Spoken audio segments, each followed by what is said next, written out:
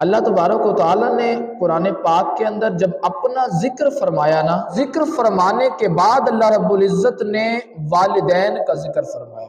آج کا جو ہمارا موضوع ہے وہ والدین کے متعلق۔ اللہ فرماتا ہے ان کی اطاعت کرو، اف ولا تنہرہما، اف تک بھی نہ کہنا اس، یعنی اتنا چھوٹا سا جملہ فرمایا یہاں تک کہ اف بھی نہ کہنا۔ آگے اللہ فرماتا ہے ولا تنہرہما، ان سے جھگڑنا بھی نہ، ان سے کبھی لڑائی بھی نہ کرنا۔ یا اللہ اگر ان سے جھگڑنا بھی نہیں ہے، اف تک بھی نہیں کہنا، اللہ اگر والدین سے بات کرنی پڑ جائے تو پھر کس انداز میں گفتگو کریں؟ رب تبارک و تعالیٰ نے دیکھیں اپنے بندوں کی کس انداز میں تربیت فرمائی ہے۔ اللہ فرماتا ہے وَقُلْ لَهُمَا قَوْلًا كَرِيمًا، پھر ذرا نہ کریم ہو کے ان سے گفتگو کرنا، ذرا اپنے اوپر ادب کا لبادہ اوڑھ کر، ذرا تعظیم کی چادر پہن کر، ادب کا لبادہ اوڑھ کے ان سے گفتگو کرنا، کریم ہو کے، تعظیم کے ساتھ، ادب کے ساتھ ان کے ساتھ گفتگو کرنا۔ کہیں ایسا نہ ہو کہ ان سے بات کرتے کرتے کوئی ایسا جملہ نکل پڑے کہ ان کی گستاخی ہو جائے، کوئی بات کرتے کرتے ایسا کمزور جملہ تم نکال بیٹھے، ادبی ان کی ہو جائے۔ بڑے ہی ادب سے بولنا، بڑے ہی احترام سے بولنا۔ آگے نبی پاک صلی اللہ تعالیٰ علیہ وسلم نے کس انداز سے اپنی امت کی تربیت فرمائی۔ نبی علیہ السلام فرمانے لگے تمہارا باپ یہ جنت کے دروازوں میں سے ایک دروازہ ہے۔ حضور فرماتے ہیں، فرمایا چاہے تو ان کی حفاظت کر کے، ان کا ادب کر کے جنت حاصل کر لو، اور فرمایا چاہے تو ضائع کر کے جہنم کے گڑھوں میں جا کے گرو، لیکن یہ یاد رکھنا کہ وہ جنت کے دروازوں میں سے ایک دروازہ ہے، اگر تو ان کی خدمت کر لی تو تمہیں اجر بڑا ملے گا، اللہ جنت عطا فرمائے گا۔ اور نبی علیہ السلام کی بارگاہ میں ایک شخص حاضر ہوا تھا، عرض کی یا رسول اللہ صلی اللہ تعالیٰ علیہ وسلم، میرا جو مال ہے وہ میرے والد استعمال کر لیتے ہیں، میرا مال والد میرے استعمال کر لیتے ہیں۔ نبی علیہ السلام نے ان کے والد صاحب کو بلایا، حضور فرمانے لگے تیرا بیٹا شکایت کر رہا ہے، بات ایسے ہی ہے؟ عرض کی یا رسول اللہ بات ایسے ہی ہے، لیکن میں اب بوڑھا ہو گیا ہوں، اب کما تو نہیں سکتا، انہی کے پیسوں پہ تو گزارا کرنا ہے، لیکن یا رسول اللہ میں لے کر کوئی ضائع تو نہیں کرتا، میں اپنے رشتہ داروں کو بھی کھلاتا ہوں، اس میں سے اپنی جو ضروریات ہوتی ہے ان میں بھی استعمال کرتا ہوں۔ تو حضور علیہ السلام نے جب یہ جملے سنے، پتہ حضور نے کیا فرمایا؟ اس شخص سے، اس لڑکے سے پتہ حضور نے کیا فرمایا؟ حضور فرمانے لگے تو اور تیرا مال یہ دونوں تیرے باپ کے ہیں۔ اللہ اکبر، اللہ اکبر، تو اور تیرا مال یہ دونوں تیرے باپ کے ہیں، یعنی جسم ہے نا کہ جان، جسم کا اعضاء، ہاتھ پاؤں سر، اعضاء یہ تیرے باپ کے ہیں، اور جو تیرا مال ہے نا، جس جسم کے اندر قوت آئی پھر تو نے مال کمانا شروع کیا، اور اب تو کہتا ہے میرا والد میرا مال استعمال کر رہا ہے۔ فرمایا اگر تیرا باپ نہ ہوتا تو کیسے دنیا میں آتا؟ تیرا دنیا میں آنے کا جو ذریعہ بنا ہے وہ تیرا باپ ہے، اور آج تو یہ کہتا ہے میرا مال میرا باپ استعمال کر لیتا ہے۔ ذرا سا بڑے کیا ہوا زبان بڑی ہو گئی، ذرا سا جوانی کے آئی تو زبانیں کھل گئیں، وہ اس ماں باپ نے جس نے بولنا سکھایا آج ان کے آگے زبانیں۔ اللہ اکبر۔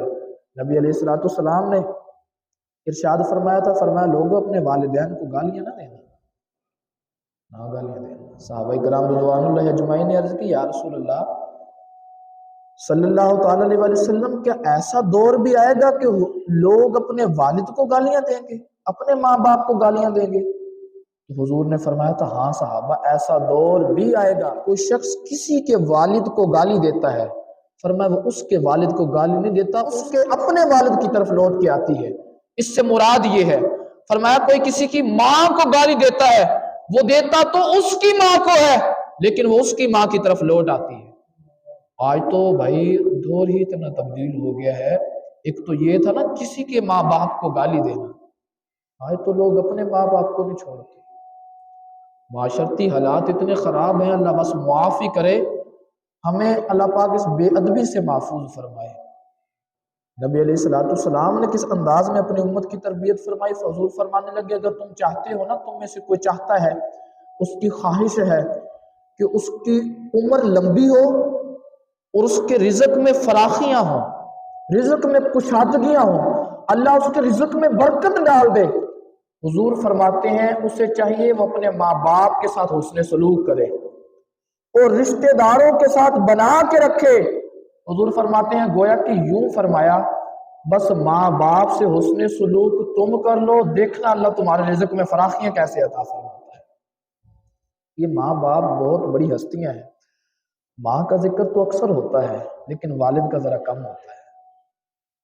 یہ اس والد کو ہی پتہ ہے وہ کس انداز میں اپنی اولاد کو لے کے چلتا ہے۔ دھوپ کا پتہ تب چلتا ہے جب چھاؤں نہ ہو۔ آپ کسی درخت کے نیچے بیٹھے تھے، بڑی گھنی چھاؤں تھی اس کی، اچانک وہ درخت کاٹ دیا گیا، اللہ اکبر۔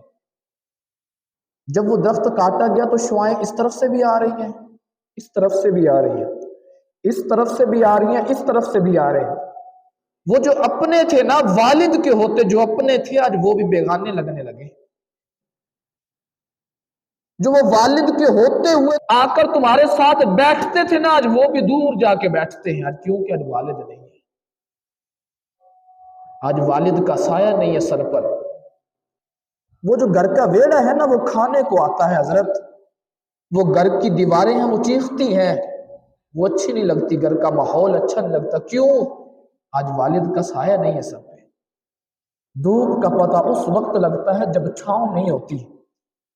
میں نے کہا حضرت یہ جو والد ہوتا ہے نا، یہ مکان میں پڑی چھت کی طرح ہوتا ہے، مکان کے اوپر جو چھت ہوتی ہے یہ اس کی مانند ہوتا ہے والد، کیوں؟ فرمایا جس طرح چھت کے نیچے جو شخص آ جاتا ہے نا، یہ چھت اس موسم گرما میں بھی مچاتی ہے، موسم سرما میں بھی مچاتی ہے۔ فرمایا والد بھی اس چھت کی طرح ہوتا ہے کہ نہ تو اپنی اولاد کی طرف موسم گرما کی گرمیوں کو آنے دیتا ہے اور نہ ہی اپنی اولاد کی طرف موسم سرما کی اندھیریوں کو آنے دیتا ہے۔ گویا کہ اپنی اولاد کو اپنے سائے کے نیچے یہ ڈھانپ لیتا ہے، اس طرح اس کی حفاظت فرماتا ہے یہ والد۔ آپ دیکھیں مستری وہ کتنی دوسری تیسری منزل میں لٹک کے کام کرتا ہے، اتنی محنت مزدوری کرتا ہے، کس کے لیے؟ اپنے لیے۔ یہ بڑے بادشاہ لوگ ہوتے ہیں، کبھی اپنے لیے نہیں کماتے، یہ سارا کچھ کما کے تیرے آگے رکھ کے کہتے ہیں پتر تیرا ہی ہے، اللہ اکبر۔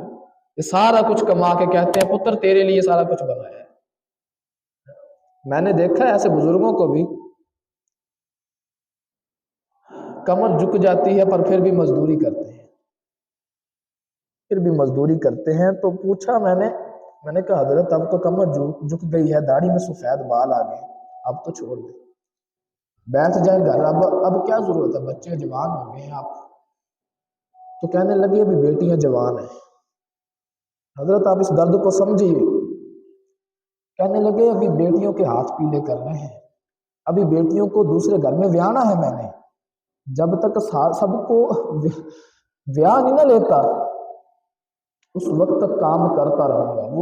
وہ بڑا بیچارہ اپنی جھکی ہوئی کمر پر سارا کچھ لاد کے جاتا ہے، اپنے لیے نہیں، اپنی بیٹیوں کے لیے، اپنے لیے نہیں، اپنے بیٹوں کے لیے سارا کچھ کماتا ہے، کرتا ہے۔ نبی علیہ السلام کیا فرماتے ہیں؟ حضور فرماتے ہیں رزق میں اللہ فراخیاں عطا فرما دے گا، کب؟ جب تم ماں باپ کے ادب کرنے والے بن جاؤ گے۔ اگر تم بے ادبیاں کرو گے ماں باپ کی، چلے ذرا سنیے کہ جن لوگوں نے ماں باپ کا ادب کیا نا، اللہ نے ان کو کیا سعادتیں عطا فرمائی ہیں۔ بس آپ توجہ سے سنیں گے اس بات کو۔ حضرت ویسے کرنے کا تو آپ نے نام سنا ہوگا، بولیے تو صحیح ذرا، حضرت ویسے کرنے کا نام آپ نے سنا ہوگا۔ یہ تابعین میں سے سب سے زیادہ شان والے ہیں۔ تابعی اسے کہا جاتا ہے جس نے صحابی کی زیارت کی ہو، سب سے زیادہ تابعین میں یہ شان والے ہیں۔ حضرت ویسے کرنی ساری زندگی طلب دل میں یہی رہی کہ حضور کا چہرہ دیکھو، ساری زندگی گزار دی نبی پاک سے ملاقات کروں، جا کے حضور سے ملوں۔ آپ دیکھیں محبوب بھی ہو اور بندہ ملے بھی نہ، یعنی محبوب بھی بستی میں بستا ہو اور بندہ مجبور اتنا ہو کہ جا کے ملے بھی نہ، یہ تھوڑا درد ہے۔ کہ دنیا میں محبوب بھی بستا ہو تو پھر بھی جا کے نہ مل سکے؟ والدہ تھی آپ کی ایک نابینی، جب بھی والدہ سے اجازت لیتے نا کہ میں نے حضور کو ملنے جانا ہے تو والدہ رو پڑتی اور کہتی کہ تو ہی تو میرا اثاثہ ہے، اگر تو چلا گیا تو میری دیکھ بھال کون کرے گا؟ پتر تیرے بغیر تو میرا گزارا نہیں ہے، تجھے تو اجازت نہیں ملے گی۔ کئی بار تو اجازت، لیکن جب والدہ کو دیکھتے تو پلٹ آتے ہیں۔ اللہ اکبر۔ حضور کی زیارت سے محروم رہے، سرکار کا دیدار نہ کر سکے، لیکن آپ دیکھیں ماں کی خدمت کی، آپ دیکھیں اللہ نے مراتب کتنے عطا فرمائے۔ نبی پاک صلی اللہ تعالی علیہ وسلم صحابہ کہتے ہیں ہم دیکھتے حضور کو یمن کی طرف سرکار منہ کر کے اپنے بٹن مبارک کھول دیتے اور اپنا سینہ سیدھا کر لیتے۔ عرض کی یا رسول اللہ یہ تو آپ کا انداز ہی کچھ الگ سا ہے، سونے یہ کیوں ایسا انداز کیا؟ یمن کی طرف منہ کر لیتے ہیں اور سینہ کھول دیا۔ حضور فرماتے ہیں یمن سے مجھے ایک عاشق کی خوشبو آتی ہے، وہ ٹھنڈی ہوائیں جو یمن کی طرف سے چل کے آتی ہیں نا، وہ آ کے سینے میں لگتی ہیں اور سینہ ٹھنڈا ہو جاتا ہے۔ کیوں؟ اس یمن میں میرا ایک عاشق بستا ہے۔ اللہ اکبر، اللہ اکبر۔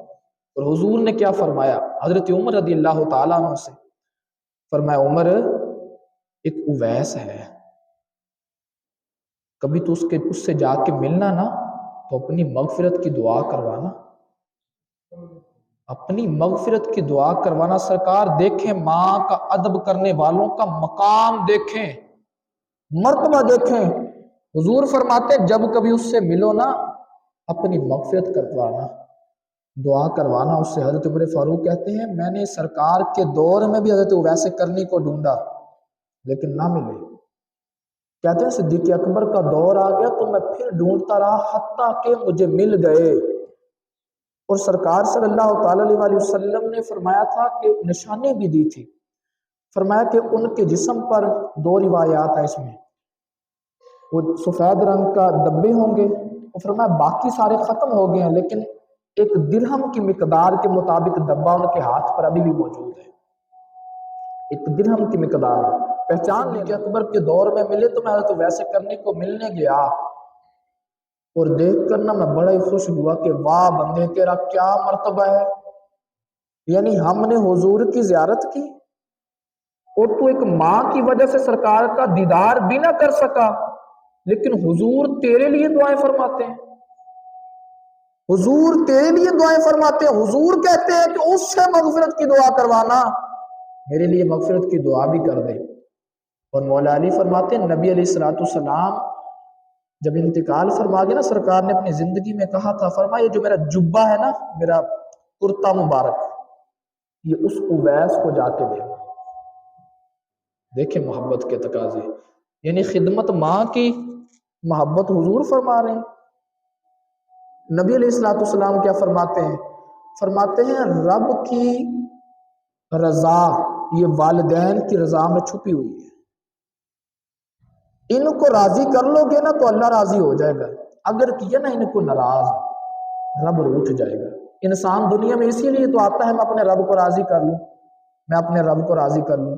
حضور فرماتے گویا کہ جس نے اپنے والد کو خوش کر لیا اس نے رب رحمان کو خوش کر لیا، اور جس نے اس کو ناراض کیا فرمایا رب روٹھ جائے گا، پھر رب روٹھ جائے گا۔ اللہ اکبر۔ دیکھیں انہوں نے کس انداز میں اپنی ماں کی خدمت کی، لیکن مراتب و مرتبے دیکھیں کتنے پائے۔ حضور نے اپنا جبہ مبارک ہی عطا فرما دی۔ اللہ اکبر۔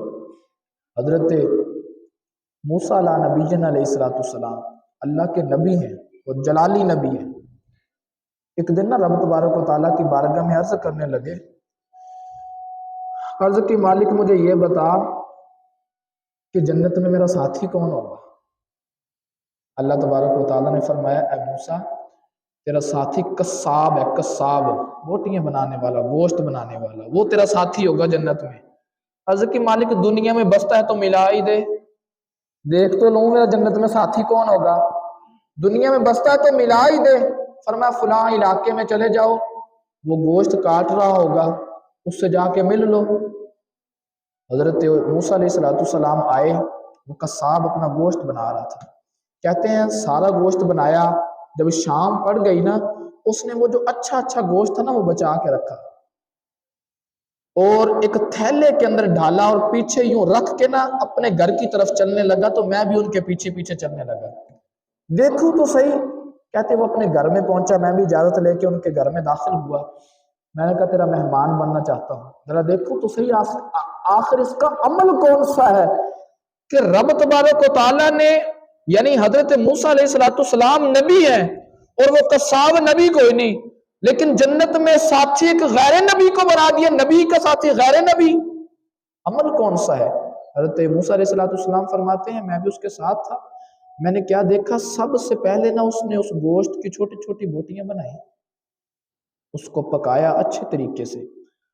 فرمایا پھر وہ اپنی والدہ کی طرف گیا اور اس کی والدہ کی طبیعت اتنی ناساز تھی کہ وہ گوشت کا لوتھڑا تھا بس، یعنی وہ بیٹھ بھی نہیں سکتی تھی.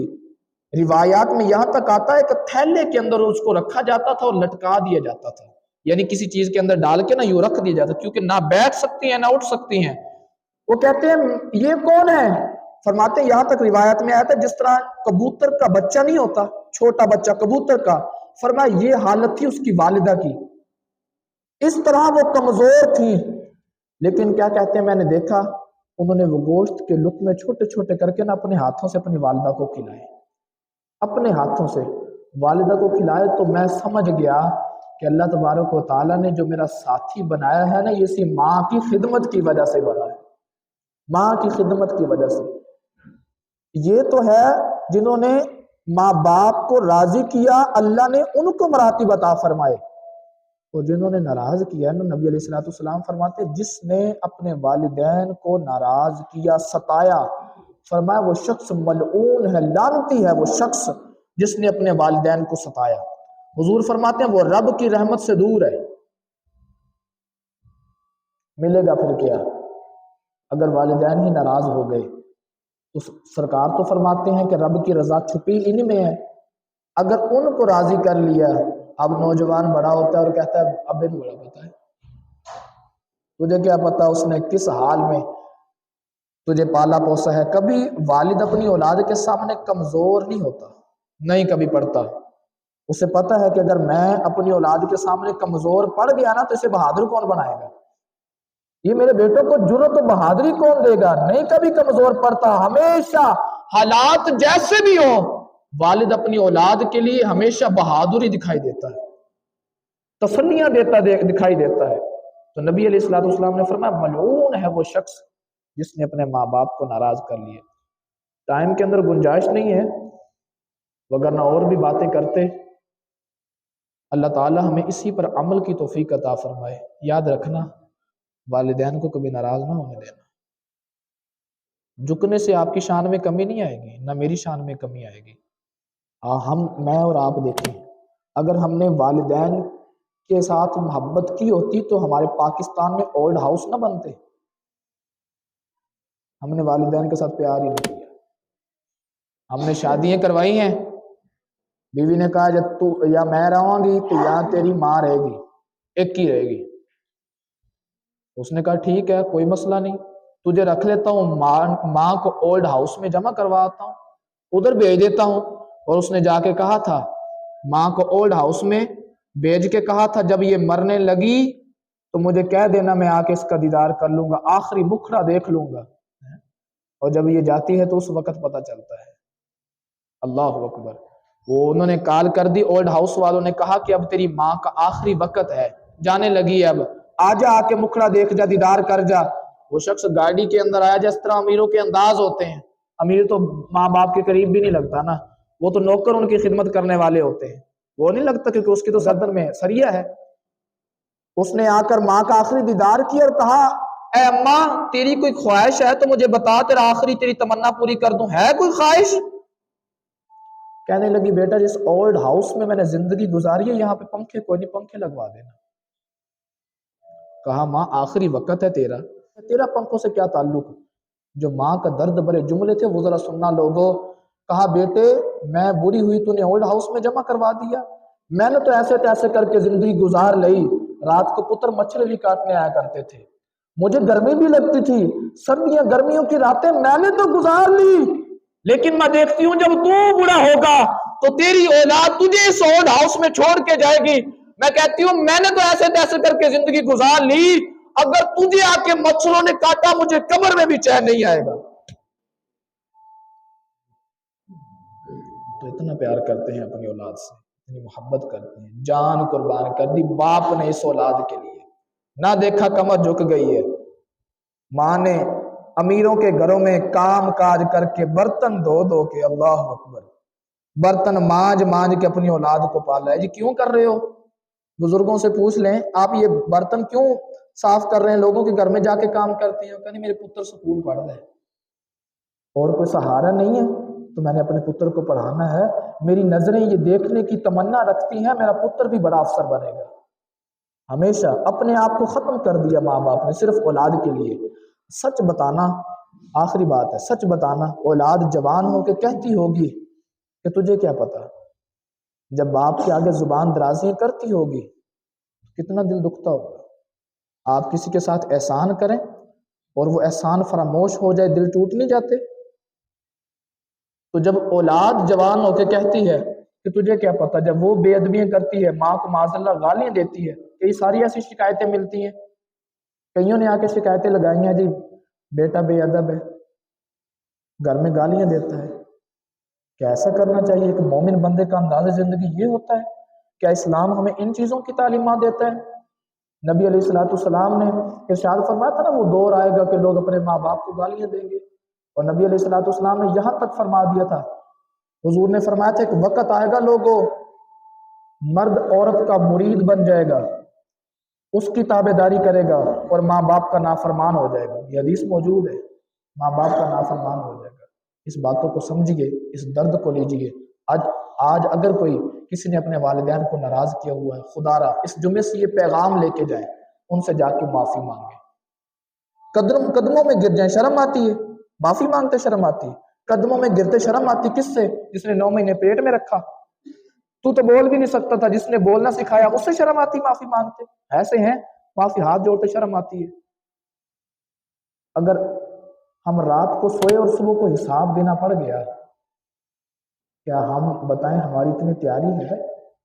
اگر رات کو سوئے اور آنکھ پکی پکی بند ہو گئی، صبح کو حساب دینا پڑ گیا، تو ہماری اتنی تیاری ہے؟ تیاری کر کے رکھیں۔ جس کو پتا ہو نا میں نے حساب دینا ہے، وہ یوں نہیں پھرتا جس طرح ہم پھرتے ہیں، وہ یوں چوکو چوراہے نہیں آباد کرتا، وہ اللہ کے گھر آباد کرتا ہے۔ جسے پتا ہو میں نے حساب دینا، حضرت عمر بن عبدالعزیز سے پوچھا تھا، حضرت آپ نیک کیسے بن گئے، اتنی تبدیلی اچانک کیسے آ گئی؟ فرمانے لگے جب سے یہ بات پتا چلی ہے کہ میں نے حساب دینا ہے اور کسی نے میرا حساب لینا ہے، بات ختم ہو گئی، بس پھر چھوڑ دیا سارا کچھ، پھر اللہ تعالیٰ سے ناتا جوڑ لیا اور ماں باپ کے فرما بردار بنے۔ اللہ تعالیٰ سے اپنا ناتا جوڑے، اللہ تعالیٰ ہمیں عمل کی توفیق عطا فرمائے، آمین بجاہ نبی۔